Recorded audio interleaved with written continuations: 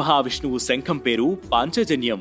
సాధారణంగానే హిందూ సాంప్రదాయంలో శంఖానికి చాలా ప్రాముఖ్యత ఉన్నాయి. ఇక సాక్షాత్తు శ్రీహరి ధరించిన శంఖం గురించి చెప్పనవసరం లేదు. ఇది సాగర మథనంలో ఉద్భవించింది. సముద్ర మథనంలో రాక్షసులు, దేవతలు, నాగులు, గంధర్వులు, ఋషులు, మునులు పాల్గొన్నారు. 5 వర్గాలకు చెందిన వ్యక్తుల కృషితో వచ్చింది కాబట్టి దీన్ని పాంచజన్యం అని అంటారు.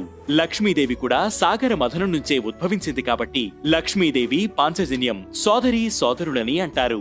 ఎక్కడైతే శంఖాన్ని నిత్యం పూజిస్తుంటారో, శంఖనాదం చేస్తుంటారో అక్కడ లక్ష్మీదేవి అనుగ్రహం కూడా ఉంటుందని నమ్ముతారు. వేదాలు, పౌరాణిక గ్రంథాలలో పాంచజన్యం విజయం, కీర్తి, ఐశ్వర్యానికి చిహ్నంగా పరిగణించబడుతుంది. కౌరవ పాండవుల మధ్య మహాయుద్ధం ప్రారంభమైనప్పుడు కురుక్షేత్ర యుద్ధరంగంలో శ్రీకృష్ణుడు మొదటిగా పాంచజన్య శంఖాన్ని ఊదాడు.